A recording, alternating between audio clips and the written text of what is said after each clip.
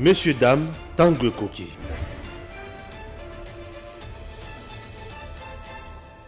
Messieurs, dames, bonjour. Vous êtes sur EDEM TV officiel, votre chaîne de référence. Nous sommes en République démocratique du Congo. Oui, pour vous servir, vous informer et vous former comme d'habitude. Vous savez très bien que depuis que le président Tshisekedi est au pouvoir, espoir, aujourd'hui, qu'est-ce qu'on peut dire? Par scandale à gauche et à droite, en termes, il y a des conseillers, pouvons-nous dire aujourd'hui que le fait de faire partir Kabila et garder le président Tshisekedi, nous faisons du surplace, c'est la même chose, on fait juste un cercle vicieux ou tout ça quelque part. En dehors de cela, le bilan aujourd'hui du président Tshisekedi au pouvoir, il de pèse aujourd'hui parti à Balabala, tout parti à Ndako, parti à Malonga. Bandeko Balandi, élection en 2023, Fachi a-t-il espoir ou conviction qu'il y a Kozouate? On a des questions sur tout na moko ya bayi de pèse na manso malika tia kolekana na katia parti. Chers compatriotes, démarrons cette émission avec succès. Bonjour Floré.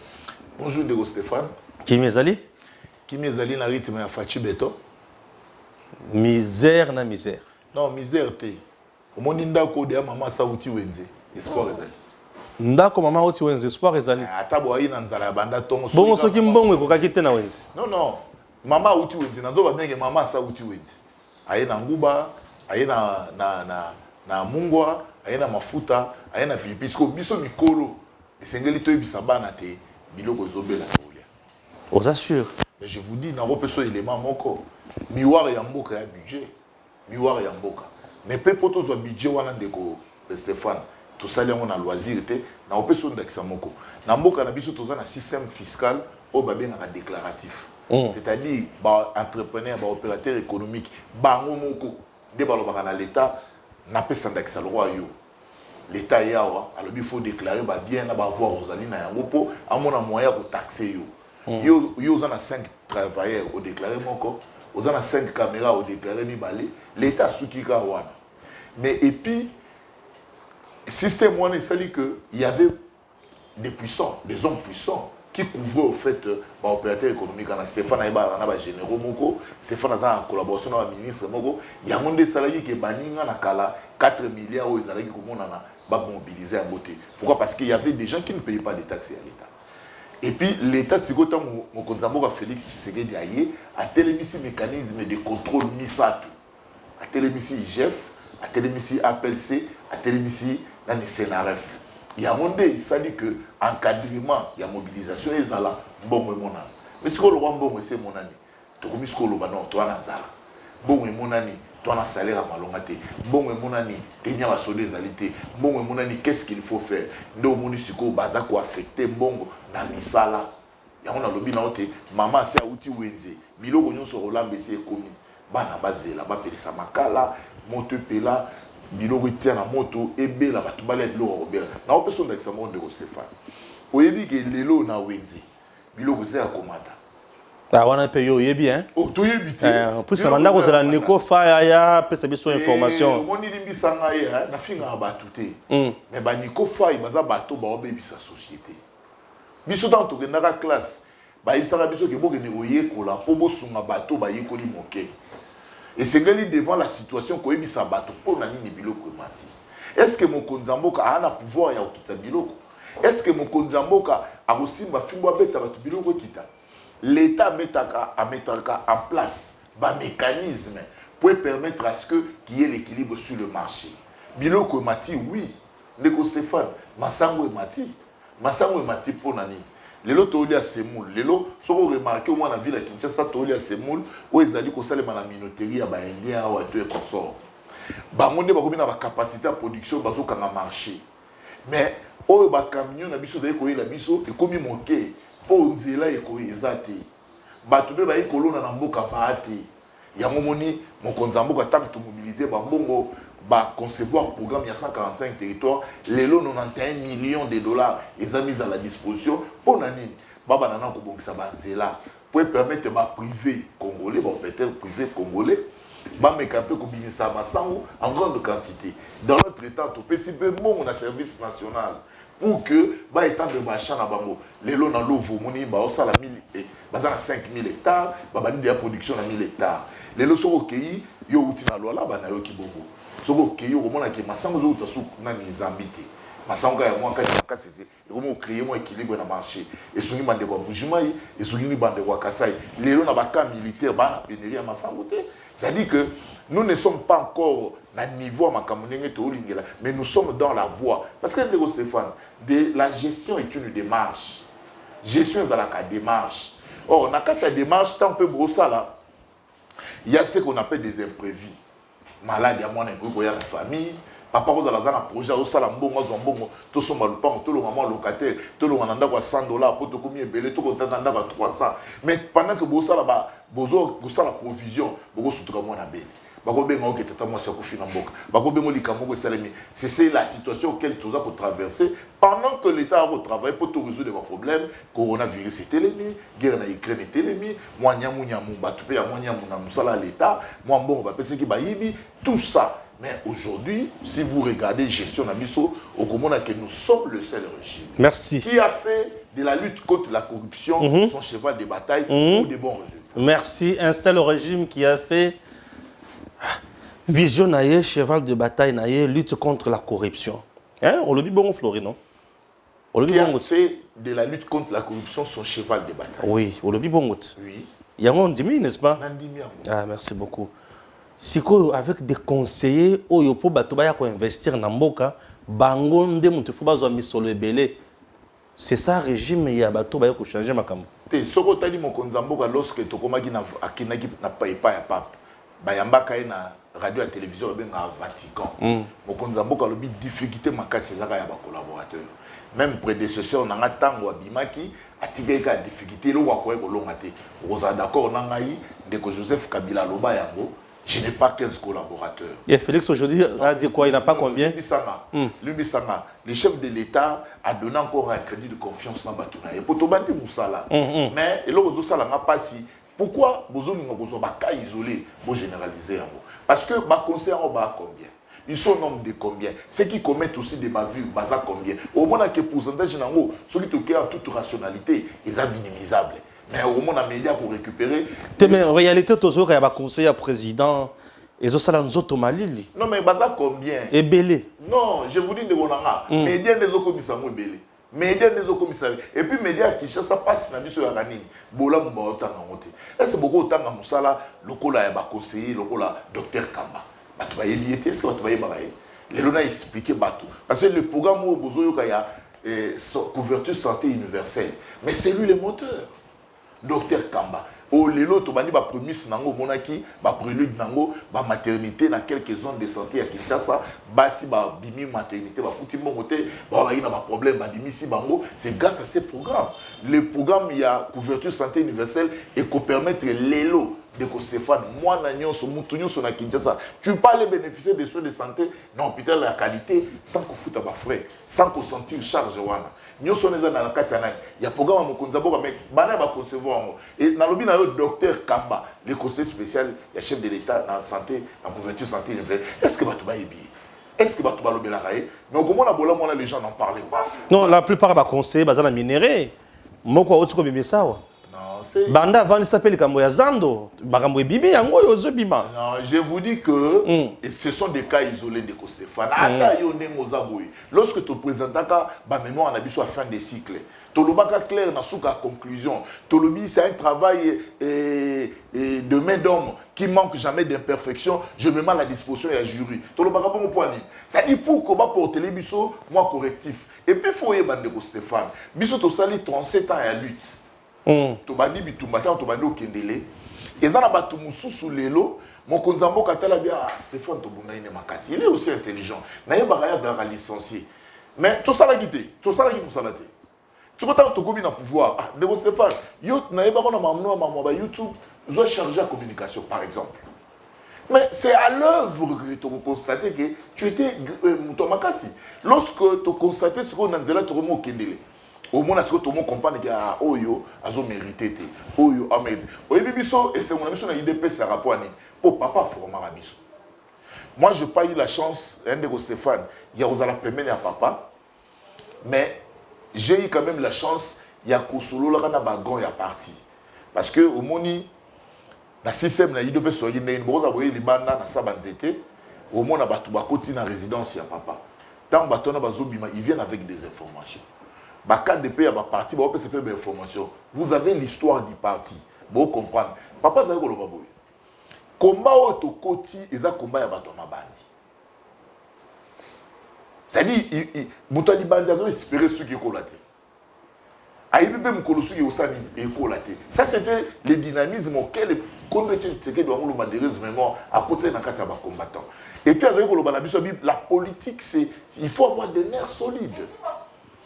Mais si koyo alobi mais nenge tozo tambola batu musu bakobima bakolobake toza na mabandi tokobenda bango mais tant tokobanda ko tambola suki kobota et c'est là où on va comprendre que bazana mabandi bazaki na mabandité bakosaki biso. C'est pour dire quoi? Lorsqu'on parle du changement, les chefs de l'État veulent le changement. Mokonza Mboka en 2009 Ndeko Stéphane aloba clair aloba ceux qui te commis na pouvoir et loko yeko simbate ya muyibi ya kanyaka.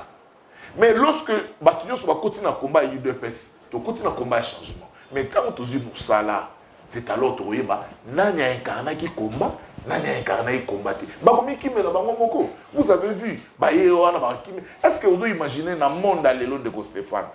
Comment tu peux aller faire un contrat dans Batubo ça la vidéo? Il y a la sensité. Ça prouvait l'insuffisance au Batumusuba Nango. Tu es conseiller. Mais ça là, Mukanda, bah éviter Batou, bah il y a beaucoup de gens qui réunion, solo là. Mais pourquoi discuter avec l'État dans le téléphone? Pourquoi ne faire une vidéo? C'est-à-dire que non, le président c'est lui. Non, ça sont des erreurs de Ronan. Attends, de Stéphane. Le président c'est lui. Non, par exemple, moi aujourd'hui, je suis le porte-parole à niveau de base. Il y a le secrétaire général Augustin Kabouya. Makambo na lobaka, c'est Génaïb Sakaba. Ndeko Stéphane, on a remarqué que chaque fois ceux qui sont dans la matinée, dans l'organisation, le secrétaire général m'appelle. Président, l'obi tokosala bo. Na bandi corréler l'information. Mais na koki pe ko user. Na kombo ya CG pour que nous ko influencer mutu. Est-ce que CG na tininga? Si je ne suis pas de bonne moralité, je peux bien le faire. Na ko pe ko tema batu na bigi na sa mutu akabuya. Na zaye na kombo akabuya. Est-ce que kabuya tininga? Na makambo na kabuya tinanga na makambo ya parti, kabuya tinanga na makambo za normal, kabuya lingi discipline na respect. Mais soki na ke en dehors ya ba valeur wana. Mais na sale le kombo akabuya bakanginga. J'ai abusé na kombo mokonzi nanga na kombo mokonzi parti. Na banza ko motonyo so na nzela to tambola soko yibi musala te okokoye. Soko po sala ngo malamu te bakobimiso libanda. Je crois c'est ça. Et puis il faut yeba moi Ndeko Stéphane. Bible zolo ba que tous sont en fait tous sont à Jérusalem mais tous ne sont pas des Israélites. C'est bon. Aujourd'hui tout bazo ba kombi côté les melabino. Ba tu belé bosana bango lutte.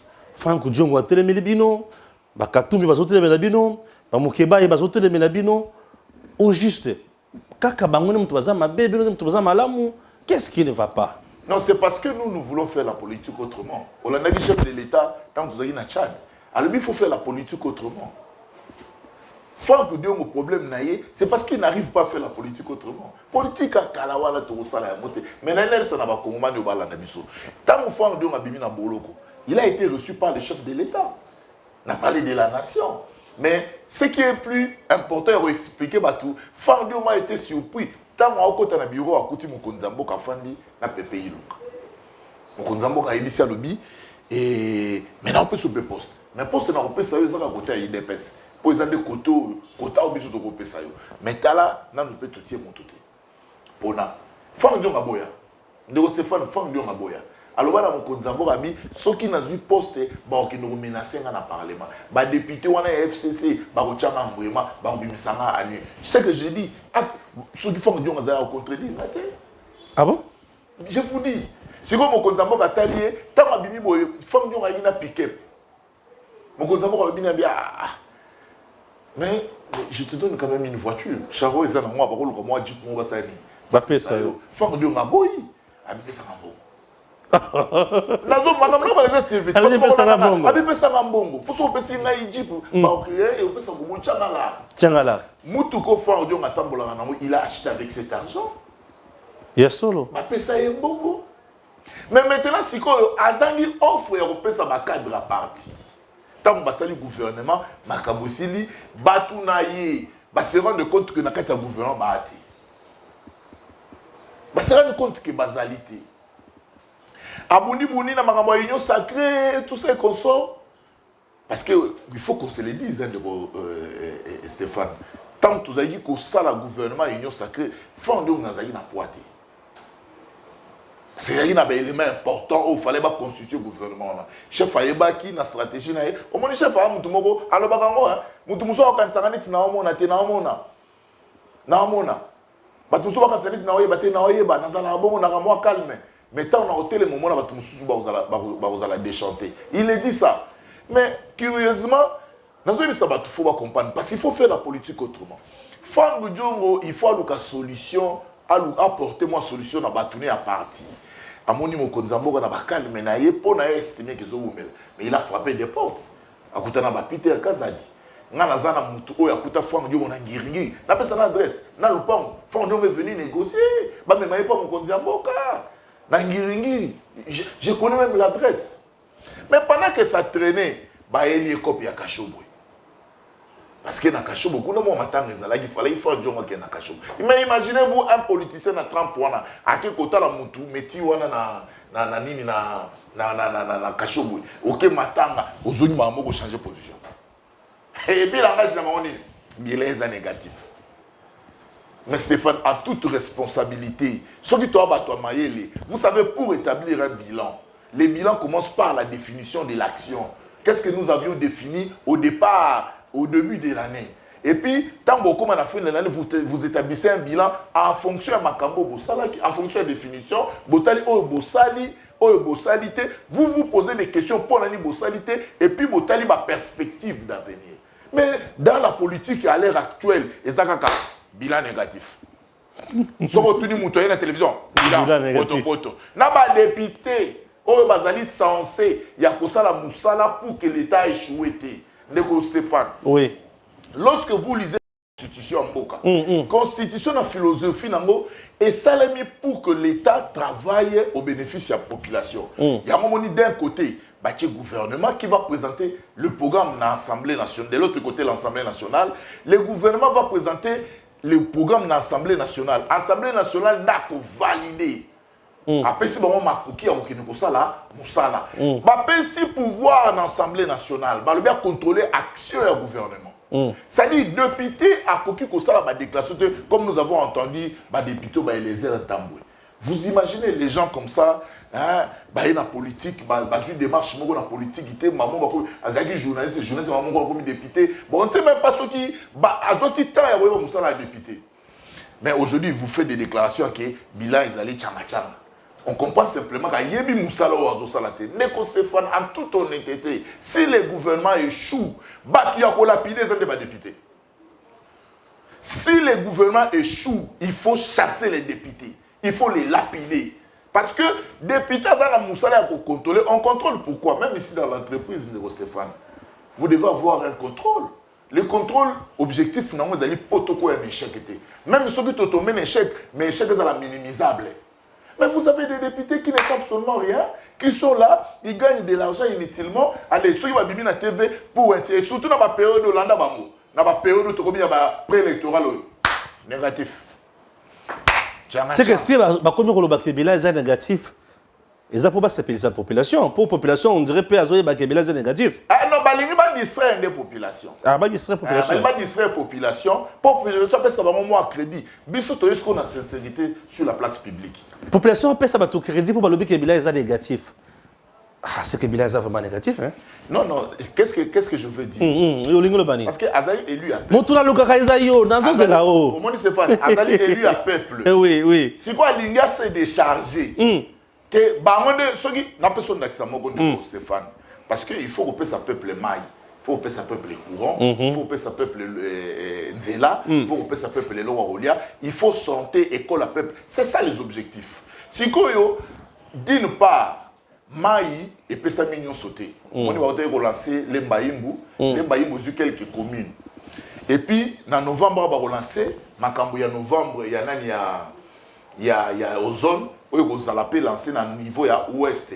Mais ce qui est logique, il y a traitement d'eau, et ça ne va pas résoudre le problème de manière générale. Il y aura quelques zones où vous allez ou bien la place sous courant et zokomaté. Si pour justifier ou pour gagner l'électorat à la population, il faut pas relaxer Moussa que Stéphane a zuité. Il y a mon gars ce que Stéphane a zuité, c'est un député dans zuité. Parce que les députés Azana Moussala, il y a qu'on contrôler l'action du gouvernement pour le gouvernement échoué. Parce que le reçu du gouvernement est allié intérêt à la population. Mais au moment où la population a la bangote. Le chef de l'État l'avait déjà dit. Opposition est faible. Au but faiblesse, c'est moi en place. Mobilisation. Pas mobiliser tout le monde. Parce que au début, il y a une action démocratique. Stéphane Ezarandengeni. Ceux qui viennent au Parlement, ils ont une institution, ils ont une banda. Ils sont la cause réelle, il y a le peuple là-bas. Lorsqu'on va appeler le peuple, la cause, le peuple a soutenir, pour fragiliser le bateau, il y a la cause de la population. Mais remarquez aujourd'hui, au moment où il y a choix de la population, ils n'ont pas de pouvoir. Le choix de la population, ils ont dans mon Konzamboka. Et même dans le sondage Ebélé, on donne raison dans mon Konzamboka. Le plus grand problème, c'est de Stéphane. Ba juger biso na monnaie na passe na biso té parce que passe na biso existait 60 ans. Lumumba bazo kende ko bomaé abi le peuple veut le pain. Lumumba na notre botanité. Ouais. Même depuis 1960, le peuple n'avait pas le pain. Mais tant biso toyé, to tché mécanisme pour trouver le pain. Si ko batu ba ozo makambo na nyonso ya passe, ba la biso na charge. Ba ça qui motema mabe, batu fo ba mona ne musala tozo sala. Est-ce que tu allez kokende pour tozo lipa ou bien tu allez faire la statique? Merci. Vital Kamerhe joue quel rôle aujourd'hui? Non mais il est collaborateur à chef. C'est un Congolais influent. Dans la question Moussoussou, il peut aussi aller jouer un rôle pour la sécurité de la population. C'est un acteur politique influent, surtout dans le régime Namiso. Chef de l'État a désigné Moto Yali. Il y a ça n'a pas pouvoir. Vous savez, en relations internationales de Stéphane, en réalité, Biloko Bomona président de la République, il y a une déclaration. Au moins, le chef de l'État a causé le discours dans les Nations Unies. Mais en amont, il y a des experts qui ont travaillé pour bapper ces matières. Bien sûr. Les politiciens viennent que Baye et Baye Kosili Samakambo déjà va travailler. Sur le plan, il y a des négociations, il y a des gens, des personnalités. Vous vous rendez compte que même à l'époque, avant qu'il y ait Sang City, Vital Kamerhe a joué un grand rôle. Vital Kamerhe a dit a approché MLC, approché les autres pour que les loyaux, il est un grand acteur. Un homme providentiel pour l'Est, c'est ça? Bon, je ne sais pas providentiel, mais je trouve qu'il est important. Ce que chef a confié, mission Monkwasa, là, s'il y a des questions, oh, ils ont que Vital Kamerhe là, pour que moi, ma vérité, et le moment en face, afin que tout trouver. À Bunagana, cette fois-ci, c'est pour négocier avec M23? Non, c'est-à-dire nous avons déjà fixé des options. Au moins, nous avons pouvoir, nous avons de Stéphane, il faut que nous battre.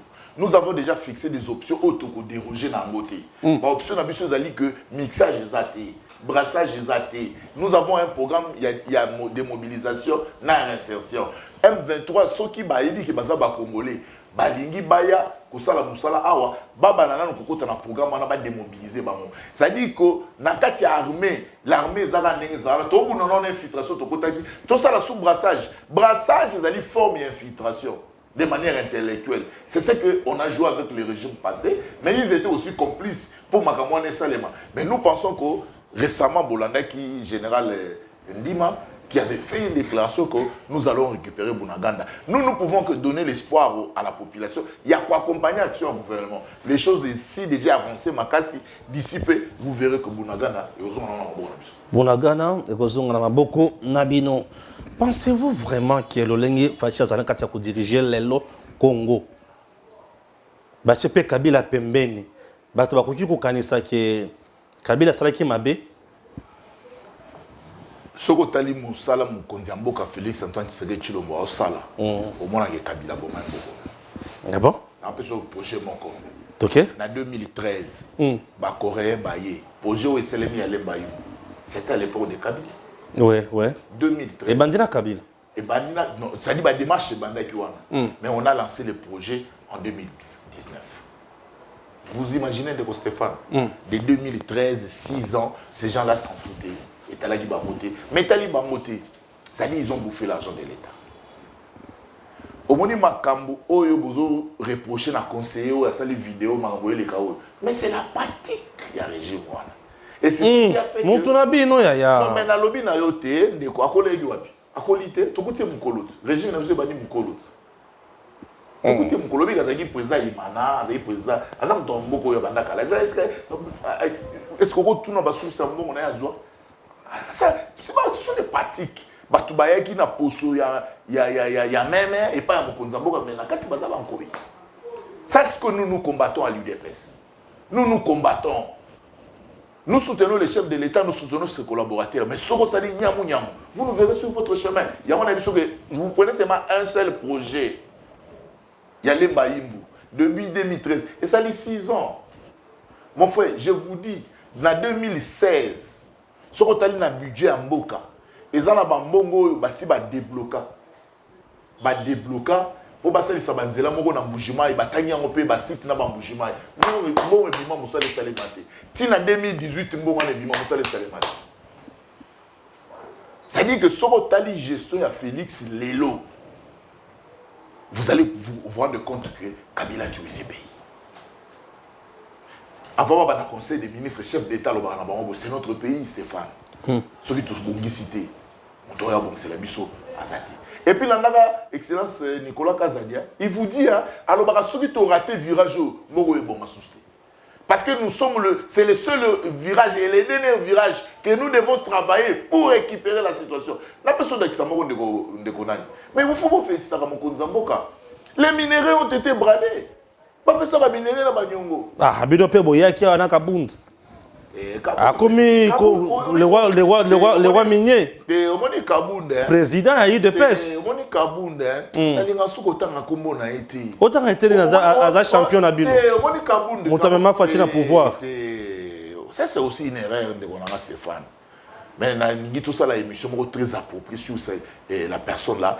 Kaboun, c'est quelqu'un de très mauvaise mémoire dans l'IDPS. C'est-à-dire que Kaboun de l'Eloyo. Stéphane. Mais mission n'a pas Mission n'a pas à la team mission pour déstabiliser l'IDPS, à faire disparaître l'IDPS. L'IDPS, c'est le sort. Mission de côté de l'IDPS pour afficher dans des autres. Nous sommes nés et grandis à l'IDPS. Ce que les hommes, ils ont été affichés dans des autres. Fiche dans des autres, c'est la formalité, mais dans l'esprit derrière l'IDPS. Je suis né et grandi dans l'IDPS. Mais ce monsieur, fort malheureusement, a la vie moulaïté. Mais mon frère, vous imaginez ce monsieur n'a pouvoir. Il dépasse à cause du pouvoir pour avoir un autobus à Pina. À que nos bottes de carré miné. Non. Lui, et puis il n'y a aucun combat à l'intérieur. Parce qu'il y a une histoire à conduire même avant de quitter Mobutu, Stéphane, il a reproché à Mobutu des choses. Il a mené des combats à l'interne pour dire que non, Boété, Baron va commis dans l'année 74, 75, va commis ce qu'on appelle la manifeste d'Intélé. Mais ici, mon condi, Babi Mobutu, Kalanzela Yangoyu, surtout la dit Nzelo pour sauver le peuple. Ah, guerre Bandouane. Papa Tshisekedi va mener un combat à l'interne. Mais Kaboundou vous dira qu'il a l'esprit de Tshisekedi, l'esprit de Tshisekedi, il y a un retour à Bapiné, il y a un retour à Bakary Minyabatu, il y a un retour à Bassistan. Il y a ça, il a un assistant.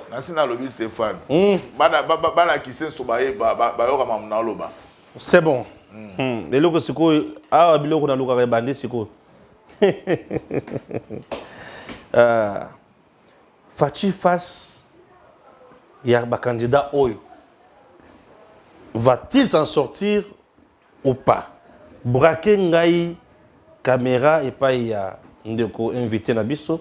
bato bamona ye malamu na bandako babetela ye maboko ye wana champion moto aliaka mbongo ya Augustin Kabuya CG mon général.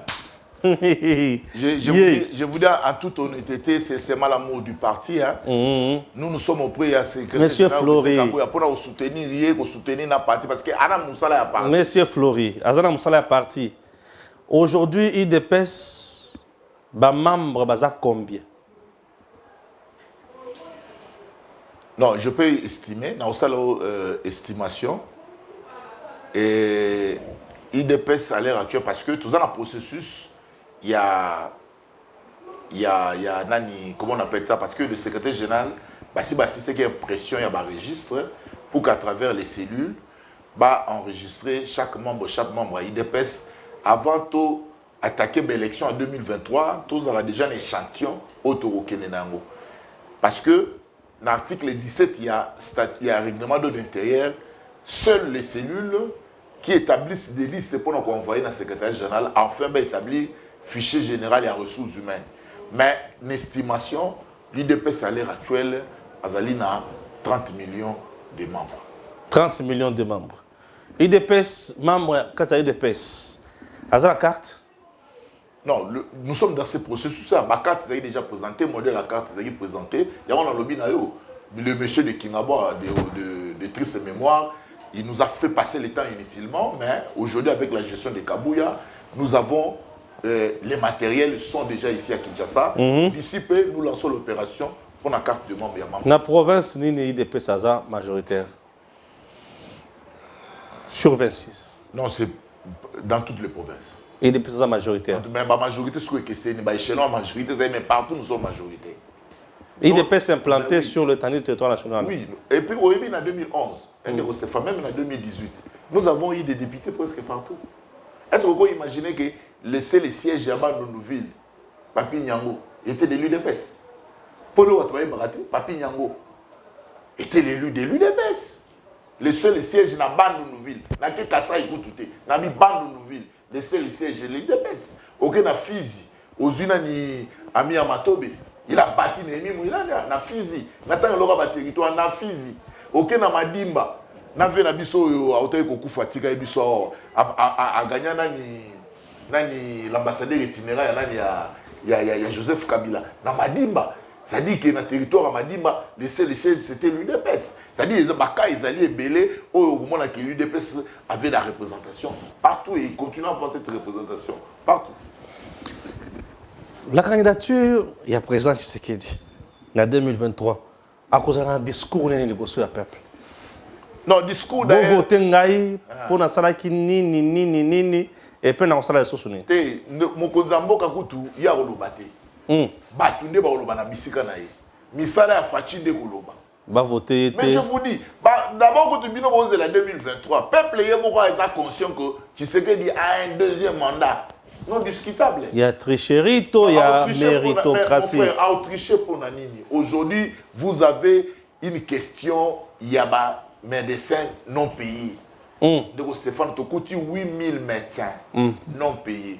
Dans Baké Bibois baki ko sala affiché bango moko na affiché na bango ba bimisaki ba omi ça dit moi bakana esaimaki na niveau na bango ba kuma ba tumso ekete et les 6500 ont été pris en charge à l'époque et lelo oyo ba récupérer ba omi na 1700 etikalaki ba sali 2100 et les 2100 médecins seront payés awa na octobre 2022.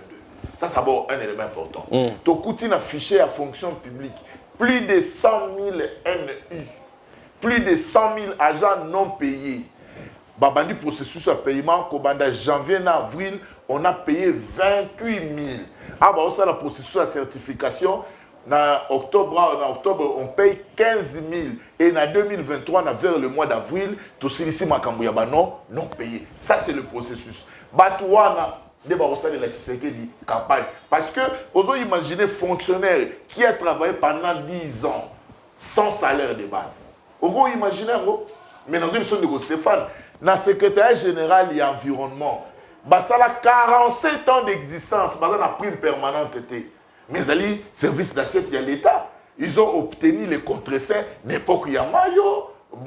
nani Bodo Mayo Mama Bazaï Baya Bundeli Bango na octobre awa les agents il y a un secrétaire général de l'environnement ils seront payés la prime permanente. Vous imaginez mais allez voir tout l'effectif ils ont combien ils sont plus de 14 000 et ces agents là vont battre campagne à Tshisekedi. Un de Stéphane papa nyon soit tant que moi dans la primaire aux allons coopérants aux allons aller directeur aux allons aller bisognon le 5 septembre tout le monde dans la classe. Vous avez 6 millions d'enfants à l'école. Si vous avez 6 millions, on peut 6 moyens et 2 bancs par famille. On a 3 millions de familles qui vont battre campagne pour Tshisekedi. Et vous avez des enseignants, plus de 97 000 enseignants non payés. Ils ont été payés. On a 100 000, mais on a 385 000. Les lois, est-ce que vous avez un Stéphane, où tu dois la battre? Et puis, parce que nous avons connu dans ces pays, Bimi, Bali, Yango, Basali Moussalate, et aujourd'hui. Et dans ces pays de Stéphane, vous avez vu ici l'augmentation en salaire, il y a des militaires, mais au Ibi qui est de Stéphane, il faut battre la gamme chaque jour, tout ça la rompe campagne.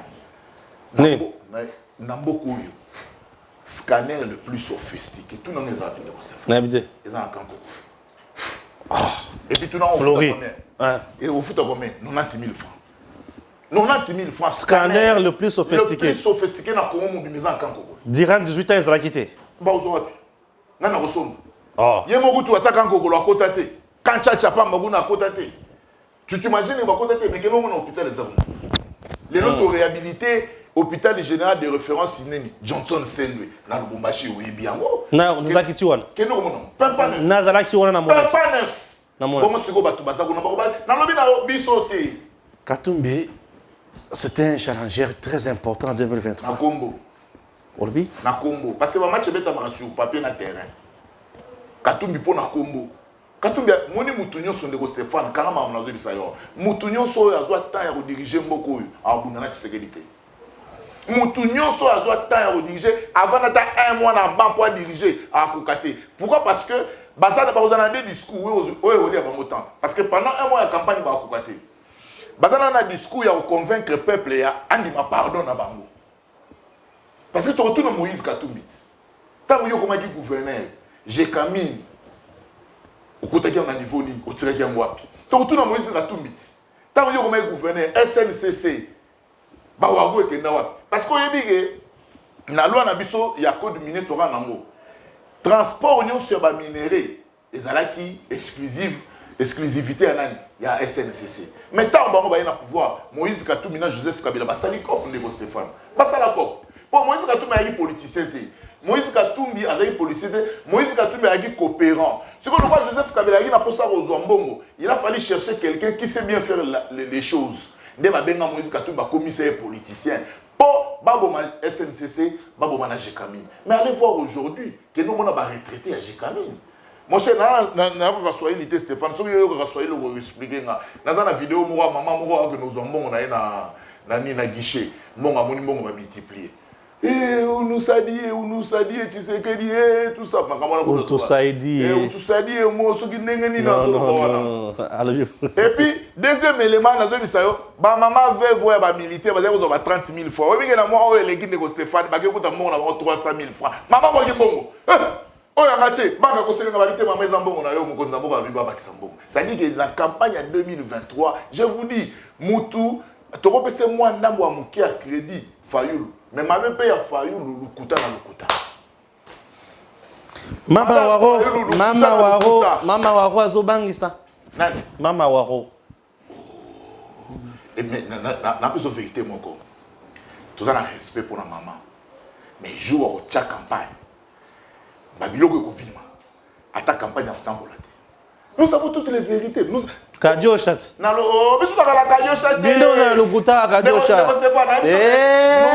le parti où il y a information. D'abord, on a Kabila Kozonga, Kabila dans le lobby de Stéphane, Kabila Souka Lingayo Kasoni. Il y a Banda Botama Yokate à nous poser la candidature. Ou bien PPD va dans le congrès, va commissaire candidat. Okoyoka Kabila Koyoka Soni tia Kaleson.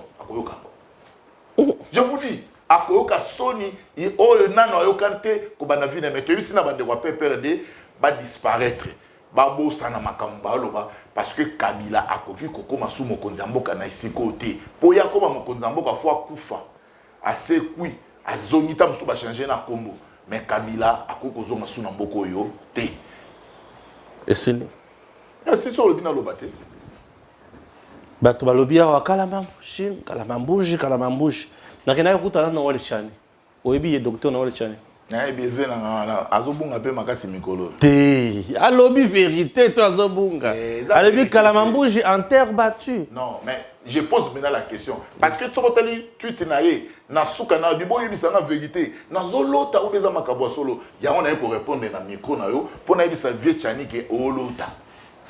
Est-ce que bako osala nzela à terre battue 2 ans? Nzela à terre battue 2 ans. C'est faux. C'est faux. Qu'est-ce qui manque dans l'État administratif? Et puis il faut que tous les partenariats privé-public et ça manakati. Na yeko bisa Vechani, vient abisso ya des pères et des mères. Place où on a mal joué, tu n'as pas été bien informé, allez vous informer, la route ne sera pas en terre battue, la route sera bitumée. Bitumée. OK. Mais na yepena sa Vechani, na kata kananga 50 km nous konzambo balansaki. Pour nous réhabiliter, abandaki wana nganza. Na kati ya kananga bato na université munene ya kananga. Na kati ya kananga ba réhabiliter il faut. Ça dit wana pe foyer barango.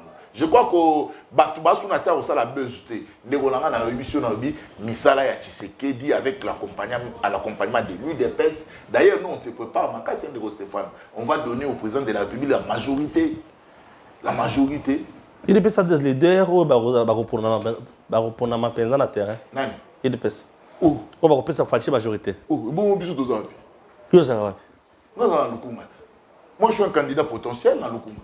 Candidat potentiel? Oui. Mais c'est les airs abeta la bova sakani ngona. Nani?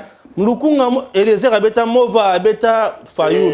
Mais tant que tu es déjà. Bon kaka yo boy, kaka yo boy. Mon frère na lobi na yo, na personne d'examen, tant na personne au Saturne de Stéphane. Vous allez comprendre que l'IDPS à lui seul, peut renfler plus de 10 postes. Na on peut ce exemple moko. Parce que au moment où la campagne banda, baya va s'installer, ba luka bambon, va sommer la maman bassin, mais ba éviter que le contexte et c'est changé. À l'UDPS na niveau Lukunga, nous avons 197 cellules réparties dans toutes les 7 communes à Lukunga. Si on s'oppose 197 cellules, Ndeko Stéphane, pesa moyenne il y a 100 membres par cellule. Parce que dans l'UDPS, tu as rappelé na membres effectifs, dans l'UDPS, tu as rappelé na partisans. Même dans la carte de salaire, je suis partisan IDPS. Maman IDPS a raté. Mais jour makambo comme il y a élection, a voté candidat IDPS, a voté pour mon Konzamboka. Bazali même dans la carte de salaire bazali. Si quoi l'IDPS a lui seul Ndeko Stéphane a un échantillon électoral. Et baninga nyo so lukunga babi flori yondo za candidat na biso. Bazan échantillon électoral. Et avec cet échantillon électoral, je vous dis candidat au battre biso na lukunga. A ozalate. Merci. Tokomi na suka. Il y a entretien na biso na Ndeko Flori. Ozali moko ya porte-parole, il y a Augustin Kabou ya Mwanabute, secrétaire général, il y a UDPS. Chers compatriotes, acceptez que je vous dise au revoir. Que Dieu bénisse la République démocratique du Congo. Merci. Merci Ndeko Stéphane na libaku malamu na Kana Eden Télévision. Na banza ke Ezaya Soukate. Je suis très disponible à chaque invitation, je serai là. Merci et à très bientôt. Merci. Adel Kainda Maïna, ministre d'État en charge de portefeuille. Princesse Adel Kainda Maïna, députée nationale. À l'âge de 30 ans et 4 mois, à 3 mois, Princesse Adel Kainda Maïna est députée. Il y a un parlement qui a siégé dans Katanga avant de membrement territorial. Le grand Katanga est allé fief naturel. Il y a Princesse Adel Kainda Maïna. Princesse Kainda Maïna née à Moitié-Sengi, dans les Sandoa. Sandoa est allé territoire. Un certain 3 septembre 2022, Princesse Adel Kainda Maïna décide de descendre dans le fief naturel. Avion Ekiti na aéroport. Ils allaient à aérodrome pour Katia Zamba. avion ekiti, une affaire de 10 à 15 personnes dans 4 avions. Princesse Adèle Kainda Maïna a Kiti, a Fukami, a Simbi Mabele, a Sambeli, a Senginzambe, merci, Nandinyo Komisinga les Susu Awa Liboso ya Bandeko. Ces jours-là, femmes, enfants, batata, batunyonso, athée à territoire, ba chef coutumier, ba mama qui pendano, ba parti politique à union sacrée, tout le monde est venu à l'aéroport. Plein à craquer. Sandoa, c'est une zone rurale. Tout le monde qui était censé aller au champ a refusé. Mais il y a un aéroport Koyamba. De l'aéroport, cortège, il y a princesse Adèle Kainda Maïna et bandi. Yango wana ezali kokita na nzela. Nzela inondée. Plein à craquer et tout le monde scande les chants princesse Adèle Kainda Maïna à Panikwako. C'est-à-dire ici c'est chez toi. Nambwende. Mama Akendaka Azongaka. Plusieurs fois député national. Aratakate Obekakaye. Quand on parle de Sandoa, c'est princesse Adèle Kainda Maïna. Mais pourquoi Sandoa est à plein boissima Adèle Kainda? La vérité, c'est dans quelques temps. Je te dis que Adèle a quitté la place, il y a tribune de l'unité. Bisika o azo sala meeting yemu tunde atonga ya ba politicien, ba député, ba tout ça vraiment sala meeting wana, mais c'est elle qui a construit ça. Aye wana batu ba telemi plein. Abandi Koloba. Soki ngai nazali lelo ministre d'État en charge à portefeuille, c'est grâce à Moutou, Félix Antoine Tshisekedi Tshilombo. Et c'est historique. Biso Bachokwe Awa, nano mwasi azala ministre d'État te. Et Moutou Oyo, président ya Liboso, a commis si Tchokwe femme ministre d'État, Félix Antoine Tshisekedi Tshilombo. Batou bagangi. Chair de poule, nzoto esali malili, pour ça qu'on là to pour ça qu'on sait quand même est côté ba tonami tem c'est quoi ba villageoise ba fande ba otalaye et en plus elle a le président Tshisekedi a respecté les genres sur base de méritocratie la princesse Adèle Kainda Maïna a ebissé bango lisusu que 2023 c'est Fachi béton ou rien ba tunyo so baganga le bi ba to bazana posa pour la Fachi béton en 2023 ba ya liboso a ya tribune. Imaginez que Bato Bazaki Nangambo kuna la police est tikinzela Bato Bayeti pembe naye. Ngana makanisi ke bakobeta ye, mais ba beti ete, ba beti maboko, ba sepeli. Ayibisi bango nzela oyo bomoni route nationale 39 c'est Fachi muto a réhabilité yango. Bato ba beti maboko ayibisi bango d'ici là courant ils ont porté na Sandoa. Dans ce territoire là il n'y a pas de courant. Sandoa est non loin. Na Kasai, non loin Angola, non loin Sandoa, ils ont un territoire qui toque, mais il n'y a pas de courant. Et le président Tshisekedi, selon mes informations, courant ils ont côté na Sandoa à la mingité, puisque ma kamossi a avancé mingi. Mon courant est côté na Sandoa, je te dis c'est compliqué. Mais maintenant je me suis posé la question, mais pourquoi Bato Balingi princesse Adèle Kainda Maïna makasi boy na Sandoa? Atangi sabana ya bato ebele oyo ayebité classe. Talamutu, homme d'État. Elle, c'est femme d'État. Elle est allée plus loin. Il y a Kotonga Béglise et Belé, Nakatia Sando. Béglise, on a 100 partis pris. Princesse Adèle Kainda a réhabilité chez les catholiques dans matière, il y a Caro dans Béglise. Bah, Caro n'est Béglise. Caro na Caro. Au tali Caro, au CP, le bin Zambe, Azalin Zambe. Ah, ceux qui ont belé l'inzambe à kokita pour Saint-Esprit, allez ngabisika salité. Olungwe wana. Toké chez les méthodistes, à qui ko sambela, à sali prière. Il y a FRDC, pe ba sambeli pour na fachi. Ba mama qui pendant ba vandi wana, ba lelele pa nzambe apambola fachi, apambola FRDC. Ba bini lisusu. Ba komisi nzambe. Bongo princesse yemoko yoka kobina. Otali, maman, elle a 50 ans, toi, elle a 25 ans. Jeune fille. Adunakate, elengi à moi, kitoko, mwindu yangolo. Otali, ozomi tout na kanda, tout na sengo, toujours souriante. Maman princesse Adèle Kainda Maïna. Tolungwe wana, toke na moitié sengi. Après 100 ans, atongeli bango église. Bazaka na église na bango esala 100 ans. Il y a 1922. Mais 2022, princesse Adèle Kainda Maïna atongi sous église. Bato babeti maboko na chefferie à moitié sengi. Balobi maman merci. Bato ba sepeli, bato ba bini, bato ba sepeli. Il faut tala bato. Adèle Kainda avant Lungo place wana. Unique message pour naye. 2023 c'est Fachi ou rien. Partout où elle est passée, c'est toujours Fachi ou rien et la population ne faisait qu'acclamer Maman Fachi Aya Awa. Tolungwe wana toke na chefferie ya Mbako. Atongi lisusu église kuna 47 ans après église na bango kubukana. Atongi li bato wana lisusu église na mbongo na ye. Yaki na rapoto te yaki na kana base azaka na population. Altongeli bato lisusu église babini. Ba chef coutumier babini.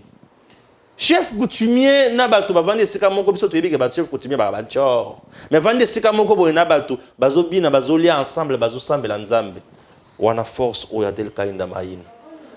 En dehors de ce qu'elle a fait là-bas, ici à Kinshasa, à Salamakamba bikamu ici. Yoka lisusu eloko mususu. Akeshe le kimbangiste ba yebisie topesio ba pigeon oyo. En signe ya reconnaissance ya ndenge tovotayo okendaka pe ozongaka.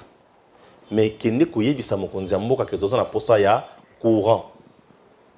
Balobi lisusu ke mokolo courant ya kokota na Sandoa, Fachi aya kosala campagne awa te. Mais azela nde bavwa na ye na Kinshasa. Tala niveau ya bato. Balobi Fachi aya kosala campagne awa te. Mais azela kaka bavwa na ye na Kinshasa. C'est-à-dire aya kobebisa so mbongo ya campagne te. Tondimi to ko voter déjà. Omoni, je ne fais pas les dialogues. Je suis en train de dire Makambo Adèle Asali. Ce n'est pas tout. Comme Sandoa, ils allaient zone rurale, à Tongi Institut supérieur et agronomie. Bato baye kola koma kosala bilanga sans engrais chimique. Baye bakole sa bato biloko naturel. Et bongo tomate na liaki na Sando.